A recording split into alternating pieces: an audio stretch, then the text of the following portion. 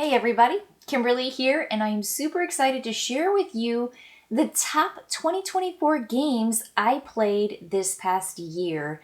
Now, I want to just set out the parameters of my top 10 list. The first thing is that these titles that I'm listing for my top 10 were released in 2024. I did play this past year.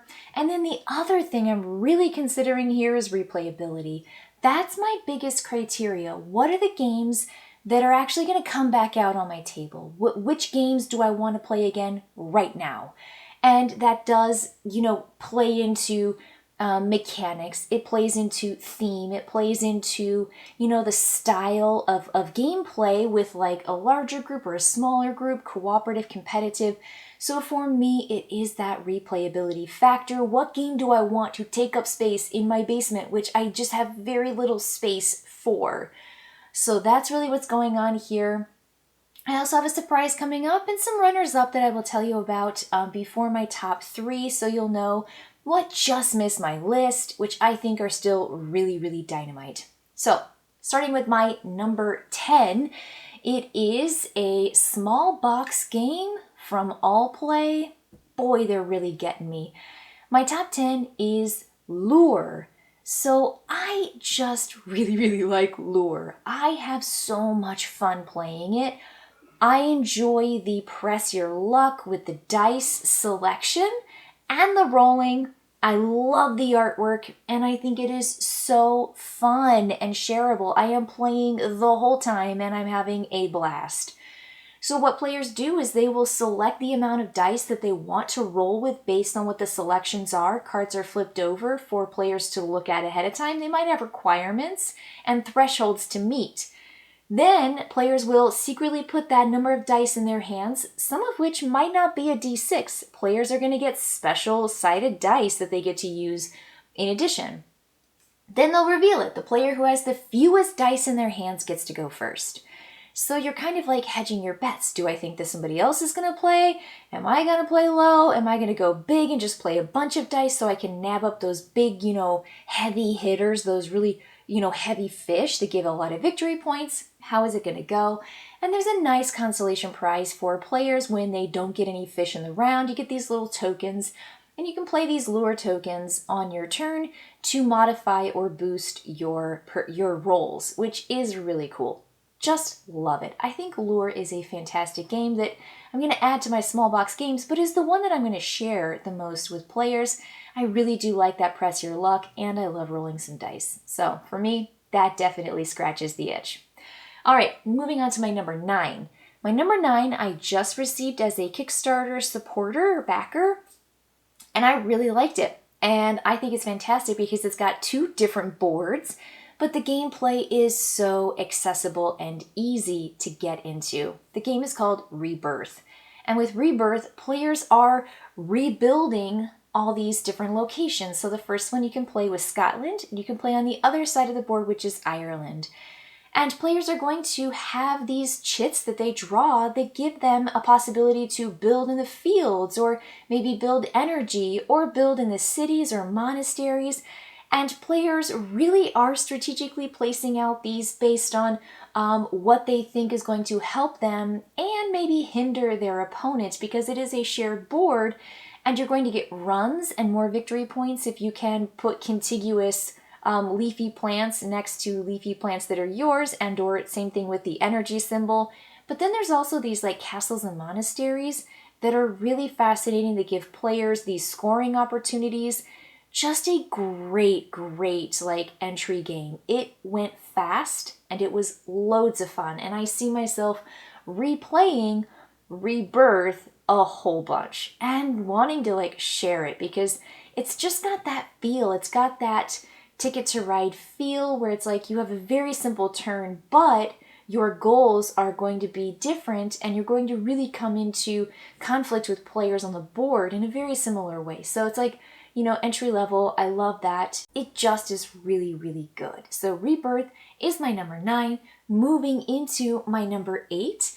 This is going to be the crunchiest or the heaviest complexity game on my list. And I will say that it was thoroughly enjoyable. What a brain buster. But I feel like if I want to play a crunchy game, I'm going to pull out Sultan Sea. And I have to say that sometimes I'm really enamored with Devere Games and what they're putting out, and sometimes I'm not. But with Sultan Sea, I felt like every single turn I was messing up. I was like, this is devastating. And of course, it's a longer game. Again, higher complexity game. You can get yourself in a pickle here. But I think there are so many features to enjoy about that game. And one of which is that money is also your action cards. And there are two sides to it. You either spend it as money or you spend it as your action. But when you spend it as an action, you get your card back, which means you still have the money and you still have the action. Or you spend the money to invest in another action card or to spend money for a variety of things. It's so weird. And you got these worker placements. You send out your workers so that you can activate certain things. Your board is going to give you basic actions. The cards you have are going to give you souped up actions. They might even get really, really cool the higher the monetary value of that particular action card. So interesting. Every time there's something out on the board, I want it and I know that my opponents are going to go for it. You can get your machinery all broken up.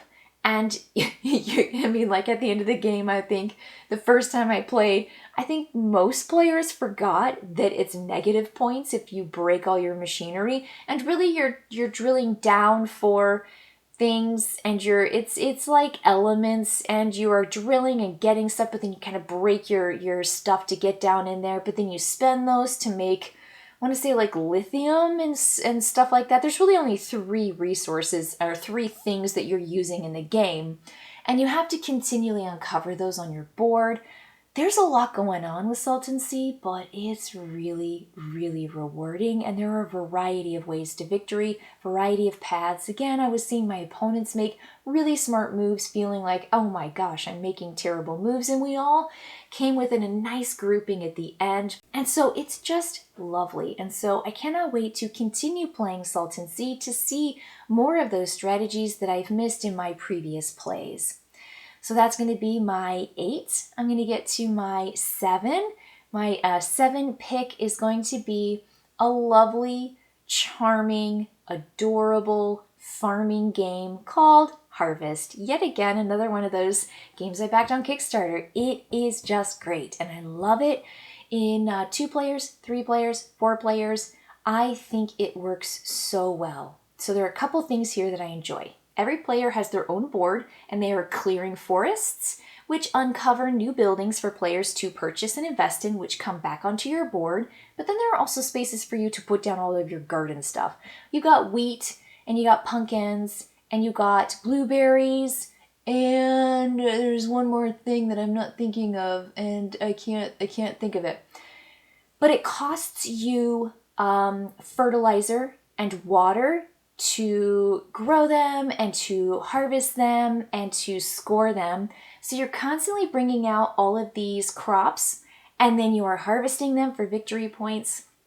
Meanwhile, you're saving space for buildings. And I haven't even talked about the action placement board. Players have wheelbarrows and they're putting them out to go to all these variety of places. You got to go get seeds so that you can plant your seeds in your garden. You've got to essentially raise your water bucket level so that when you gain water, you're gaining more water. There is this nice kind of like market to go to so that you can invest in things.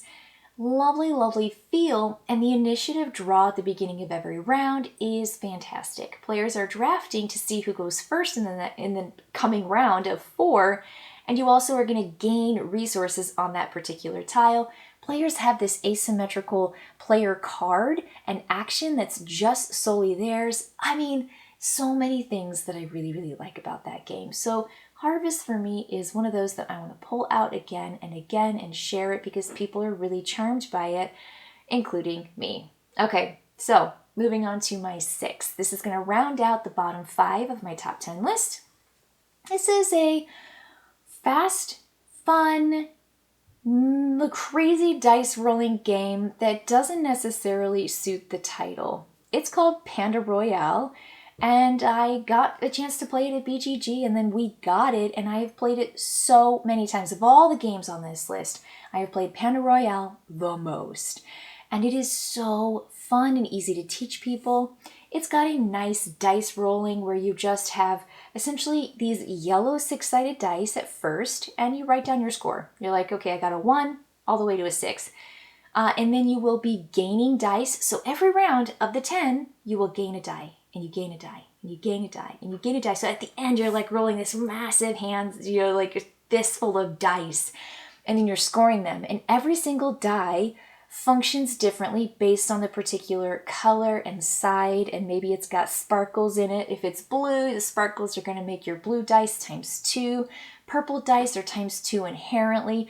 Red dice are kind of my favorite to play because they have a press your luck element to it where they might be negative points, they might be positive points. There's also 20-siders and clear dice that let you steal from players. But my favorite is that there's always a pity die or dice. And the pity die goes to the player or players who have the lowest score. So when you tally up your score based on your roll and you're ready to go into the next phase, which is the swapping phase, and then you move into the drafting phase, whoever has the lowest score gets a pity die. And it's like, here's your pity pink die. It's a 12-sider. And it's fun. It's nice. And you always want the pity die. And you get mad when players get the pity die and they don't deserve it, even though they did get technically the lowest, but it was an anomaly because it's dice rolling. Just tons and tons of fun. So Panda Royale, there's no pandas, there's no Royale, there's no nothing. The box is even all black, and there's no black dice in the game. Anyway, I feel like it was terribly marketed and doesn't really have a theme, but Panda? Anyway, okay, but it still makes my list. The game itself, the core mechanics, really, really fun. So that's going to wrap it up for 6, and I'm going to move on to my number 5. So my number 5 is a standalone game, but comes from existing like heritage. It's essentially just a really lovely game, but a better version, in my opinion, of Wingspan. My game is Wormspan. I would play Wormspan any day over Wingspan. I think it is good. I love that you're building these caverns in 3 different rows on your own personal player board, and then you are essentially housing, you're collecting, you're putting these dragons into these spaces that are going to have a variety of ways to trigger for all kinds of bonuses, victory points, and resources. It is a clever game. I really, really enjoy Wormspan for a variety of reasons. Another one is that there's a player board where you have essentially progress on this circular track that you move on and gives you stuff. Like, it's always like the perfect time for you to gain whatever you're going to gain on that particular track, and I love it. I think it's so, so fun. The bits for the resources function differently than Wingspan, and in my way improves upon it, takes away more of the luck and adds more of the like strategy or the skill. It's cool. And sometimes players, in this case, when they gain big, other players will gain little. And that's one of my favorite features. Instead of, punishing people or getting just a little of something, players can get a lot of something, but then I also get a little something too. And I think that feels good. Whenever someone says, well, I get 2 of this and now everybody else gets 1 of the same thing, I'm like, yes, thank you, wee, right? So it's like not on my turn. So there's just some lovely tiny features, including the amazing artwork and the really clever system of the way that it works in general with activating. When you activate that particular row, you get to do all the cards in that row, and then whatever row you do. Really, really cool. Great bonuses for getting really far in your particular row. If you get all the way to the 5th, it's going to be dynamite play. I think Wormspan is just lovely, and I will play that before I play Wingspan again. So that's going to be it for Wormspan. All right, I'm ready to move on to my number 4, which is a game that I can't seem to get enough of, and honestly is wonderful because it's been a little while since this designer has really wowed me, and they're one of my favorites. So it's Black Forest by Uwe Rosenberg, and honestly, I love it. I think it's so fun, and it's got just enough player interaction while still having a lot of control over my own personal player area. players are going to have like this tile space, and they're going to be able to build water and like lakes, and they also have like a field tile they can place on there. They also have spots they can put pens for their cattle and for their boars. I think those are the two animals. And then you also have spaces for buildings. And buildings are definitely valuable, but it costs a lot of resources to get those buildings, and they're all unique in this game. There are A sides and B sides, and when you get to the advanced play, you simply just turn them over, and you'll play with the variety and combination of tiles that you may not, hopefully, have played with before. So there are a ton to pick from. But you are essentially managing these two dials or resource wheels a la Glass Road. So you've got glass, which is a resource that you get for the most part by essentially maxing up or moving up or gaining other resources on the glass wheel, which ticks the dial. And then on the other one, you're essentially saving for provisions and for this kind of like covered wagon, which maybe is provisions, but there's a rucksack and there's a covered wagon. And so the rucksack symbol allows you to move on the central board. And you're moving on the central board every single turn, either staying in the same city, which has 3 or 4 spaces, or you're moving along a road in the shortest distance to the place you want to go to.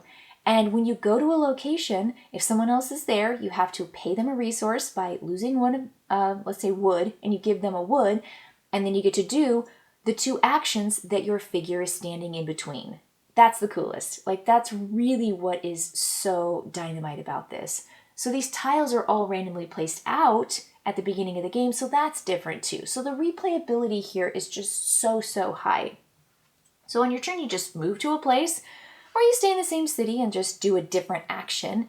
And then you will be doing everything on your player board. Resource management with the dials, and then building in your personal player area. It's a low scoring game. So every single time you get 1, 2, or 3 points, maybe 4. If you get a 10-pointer, I mean, hello, really banked big there. But you're really just going to get like maybe 1 10-pointer, which are the bigger buildings. It's fun. It's great. I mean, again, wholly enamored with Black Forest. Okay, I am ready to move on to my top 3, but before I do, I am going to invite a special guest to talk about their top 3 with me, in addition to those runners-up that just missed the list. All right, everybody, I am back, and yes, I have my special guest, Lewis. Yes, my husband, he plays games with me. So I asked him to come and share the top 3 because even though we play almost all the same games, we don't always, and I know that there are some games that really work for him that don't always work for me in the same way, and vice versa. So I'm hoping we have a little bit of variety here, and I hope he surprises me. We haven't shared our top 3.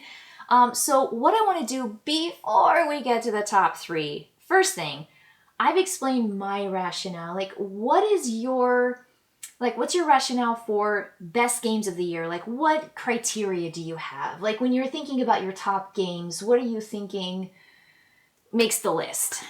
So when I'm deciding what games are my favorites for the year, I think, first of all, do I have fun playing it? Okay. And a lot of games I know are good games, but I'm not always having a good time while I'm playing it. And oftentimes, if I get to the end of a game and I think, oh, I could play this again right now, or I could play it tomorrow, and I'd be excited if you were like, hey, we want to pull this out, I'd be like, great. Yeah. That's the big thing for me. The second thing is I want a game that fits the group, or that fits the situation. Yeah. So there are some games that I think might be good for me as a solo game, but I wouldn't necessarily put it on this list if I don't feel like playing it with at least one other person. Okay. So, interesting. Yeah. Nice. I think that's fantastic. Okay. Fantastic. For me is the replayability factor. Yeah. And I think that fun plays into it, and then like who I'm playing with plays into that. Yeah. So I think we're on track there. So something that maybe missed your list but was really close to your top 10. Do you have any of those like in mind? I have some. Yes. Yeah? Yes. Okay, so what's one that you're like, this could have made it, or it almost made it, or it's really good and I still want to recommend it? Do you have one? Undaunted 2200. Callisto. Yeah, I same here. Yeah. So I think that it's a really, really good game. Like, I like it. I think I like Undaunted series more than you do in the sense of the tactical deck building and the really heavy, like, face-to-face combat. We both are like... I have a lot of fun with Undaunted. I lose almost every game. The one reason it didn't make my top 10 is because when we're playing, there are times when, because it's such a face-to-face thing, there are times where we start to get, like, aggravated. It gets very emotional. Like, it gets I get emotional, really and you'll start to be like, no, and that feeling is kind of not fun. Yeah, it's still it's a really fun game, but that feeling sometimes I can only do it so many times before I need a break. It's a fun game. It's a good game. I think that there were a lot of wonderful features to Callisto, and I've done a review for that. I did one for Rado's channel as well. I did my run through. The different dice at the levels, rolling for those. Yeah, that's really, really cool feature. The fact that all the boards are just done for you. You don't have to modularly put everything together in the new version. Really good. For me, the rule book and the mistakes and the errors that were made in the production kind of knocked it down off the list, and then a titch of the too much emotions. But for a two-player struggle, it's really, really good. But it just missed my top 10 as well. Yeah, I'm not having fun when I play that game, but I really like it. That's a good way to say it. But I mean, we keep getting all the Undaunted stuff because it's such a good system. I think the Undaunted system is dynamite, though. So that's a really good pick. For me, one game that didn't make the list is a reprint, but not just a reprint. It's actually got some revisions, is Middle Ages. And I could not say enough good things about Middle Ages because it is a redo of, in the realm of the Majesty, what is it called? Majesty of the Realm? Is that what it's called? It's definitely called something like that. It fixes everything that didn't work with that game and makes it really cool. King Domino draft style, and your tiles, the production quality is there instead of cards that spin on your table. They're nice chunky cardboard tiles. There's no more missing money. You actually have all the denominations that you need. The money was the discs. That's what it was. Mm-hmm. In this case, the money is just the cardboard money. But boy, 5-player game, 2-player game. It is. And that missed your top 10? It missed my top 10. See, that was my number 5. Oh, nice. I really liked it. It's good. We introduced it to a number of people, and I found it was so much easier to teach than the previous version. And so replayable. And really cool. Just a good system. I like it a lot. Yeah, really great one. Like it a lot. I don't know. Any others, or do you want to move on to our top 3? Well, let's talk our top 3. Yeah? And then you'll have to let me know what okay. So top 3. What's your number 3? I'll let you start out. My number 3 is Cascadia, Rolling Rivers and Rolling Hills. No way! Wait! That's my 3! Is it? It's my 3! No. Yeah, and I actually have Rivers and Hills. I checked. They both are officially 2024. They are 2024, but they are different. But they're both the great game. It's the game system. So we played this like 6 or 7 times. We introduced it to numerous different people, and each time I was like, "This game's fun. It's just a fun game, and it can feel very different, especially if you use the backside of some of those." So there are 4 different levels of complexity, and you keep changing a map, but the game system works the same, which is simultaneous play. I think that's what makes this game the best. You have all these cards that are available. Everyone rolls their dice, and then you go this, that, and that, and that, and then you do it all, and then it's the next round. Yeah. And it's fast, it's easy. You got your own player board in front of you, and it's really, again, replayable, and fun, which ticks both of our boxes. Oh my gosh, I cannot believe we both picked the same number 3. That surprises me. I was going to ask what yours is, but I guess we have the same. So it's number 3. Is it your number 2? Do we go? Okay, so my number 2. Yeah, we're gonna go to me now because we didn't really get to a number 3 of mine. So my number 2 is in a series, in a world that I have really, really covered a lot on my channel, and I've covered it a lot because I really like it and it's fun and it's cooperative, which if you've noticed on my list, the only cooperative game that made my list this year. And I feel like there were so many cooperative games last year. Yeah. This year, one made my top 10. I don't think there were that many cooperative games released. This one's called Kinfire Delve. And I'm particularly picking Callus's Lab. And the reason I'm picking Callus's Lab is I do like the way Callus works. In all 3 Kinfire Delves, there are different villains, and each of those 3 boxes contains 2 of the heroes from Kinfire Chronicles Night's Fall. And Callus's Lab includes Roland, which is my favorite, and I played him in the Kinfire Chronicles Night's Fall, and I just like it. And I think the other one is the Archer, Velora, Helmsman.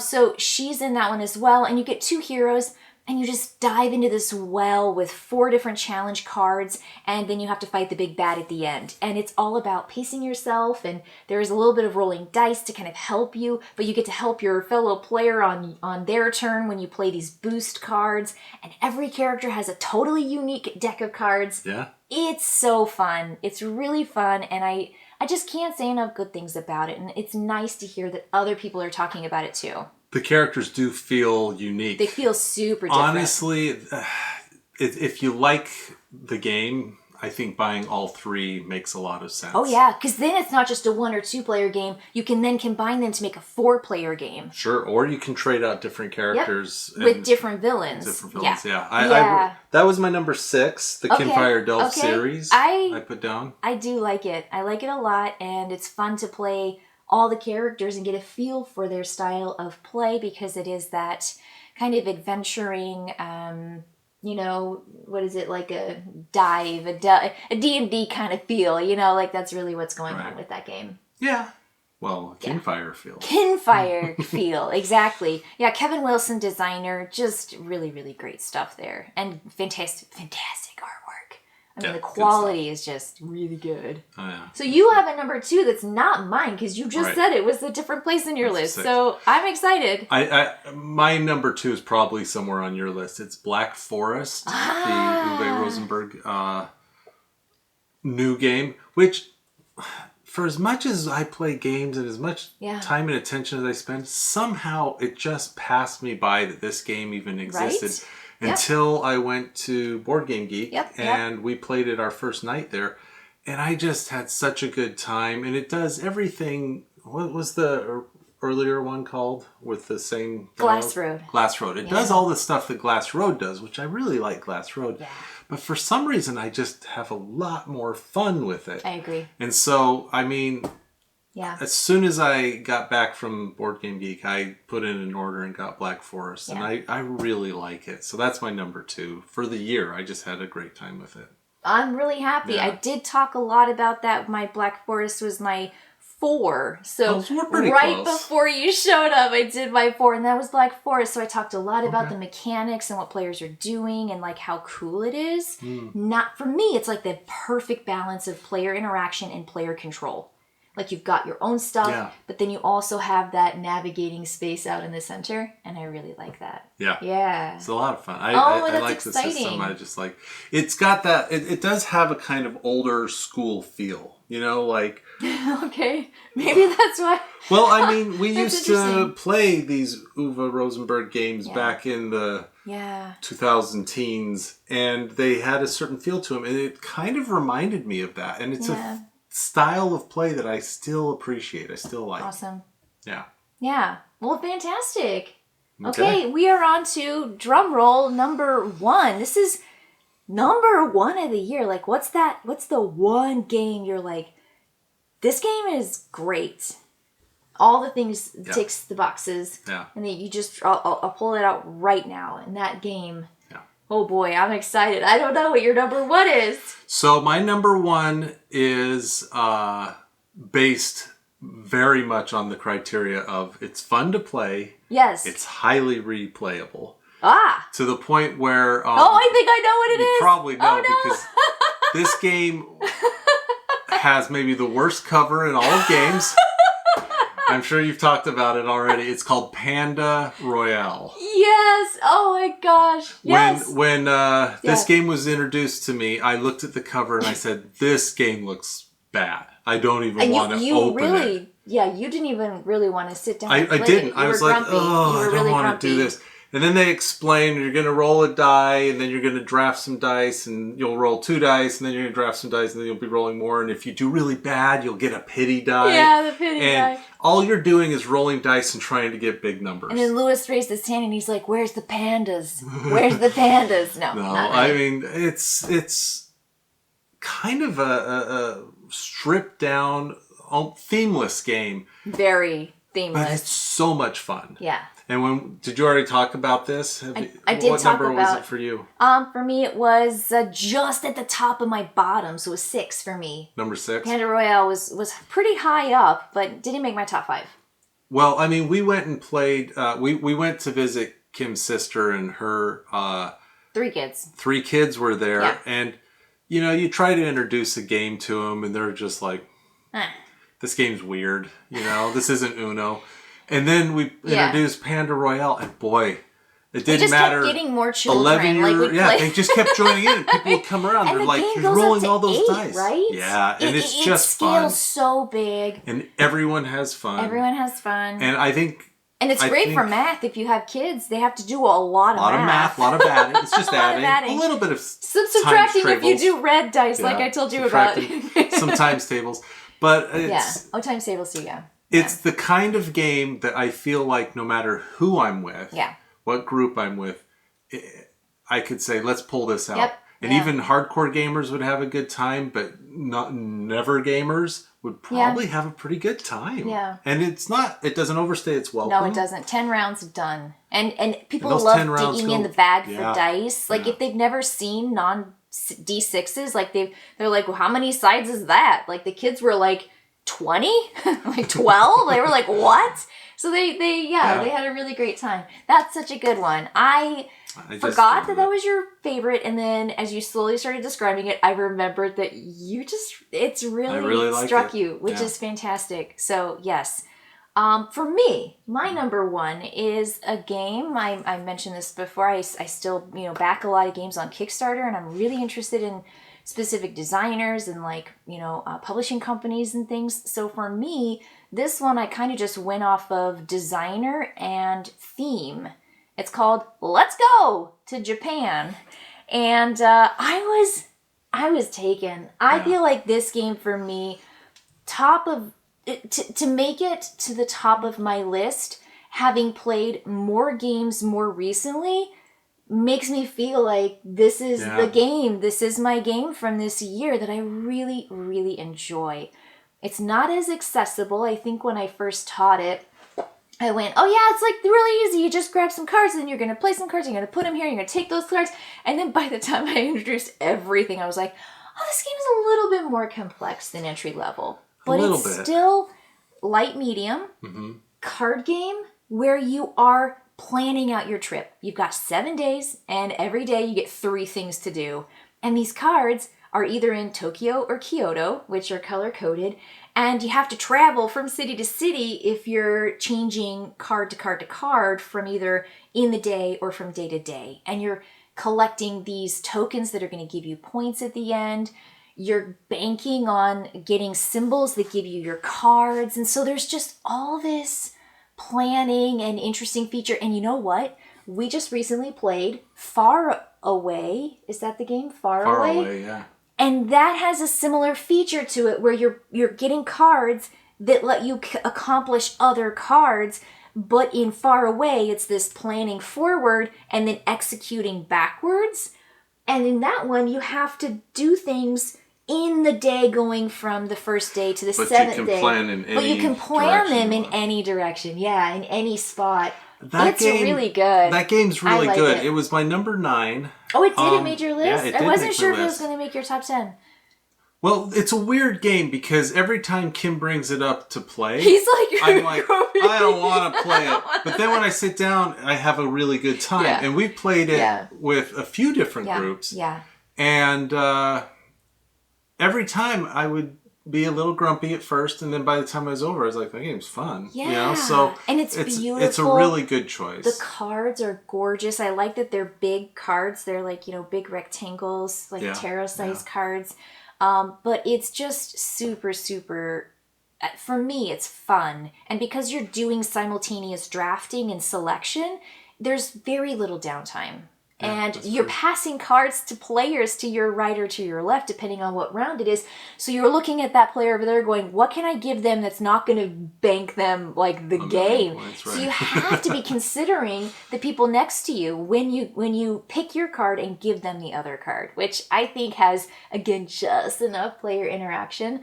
Ooh, it's delightful. So yes, let's go to Japan is my number 1. Fantastic! Yeah. You've done it. You gave your top 10 of the year. I mean, there were some really, really solid games. I found this year was lighter fare, in my opinion.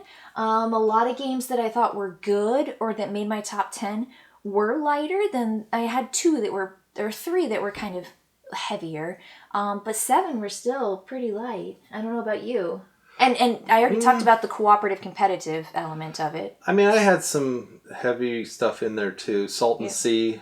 Did you mention that? I did mention Salt and Sea. Yeah. Lord of the Rings, Duel for Middle Earth was my number 4. And it's... Oh, wow. It's not heavy. No, that got... If you know the Seven Wonders Duel, you basically already know how to play it. But it's got some stuff going on there. Some really interesting choices. Both think perhaps... with more plays, we're really, gonna like nail it down. But in our opinion, the first couple, we were like, this is maybe better than Seven Wonders Duel. It's good. It's really good. That just missed my list. And I didn't want to mention it because I wasn't sure if it made your top 3. It missed your list? Oh, it was my number 4. It barely missed my list. No, I haven't talked about it yet, but it's good. And I want to play it again. I had it at 3, but then Cascadia Rolling Hills. I was like, you know what? I've played it so many times. I think and that's a good one. Well, thank you so much for joining me in the top 3. Thank you for having me. And this again is my top 10 list of 2024, the titles that were released in 2024 that we played. And we played over 65 2024 titles that this is culled from, that I selected my top 10 from. So we try really hard. I mean, it's time for New Year's resolutions. Let's play more games. Right. So yeah, hopefully you'll play more games too. Let me know in the comments below what you think about my top 10, about our top 3, and then let me know what your favorite picks were. Maybe we will grab those because we didn't play everything. That's true. All right, everybody. I will see you next time. Bye.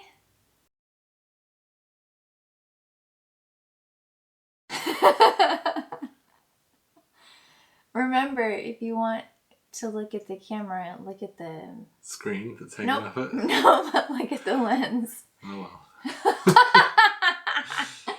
Oh my god.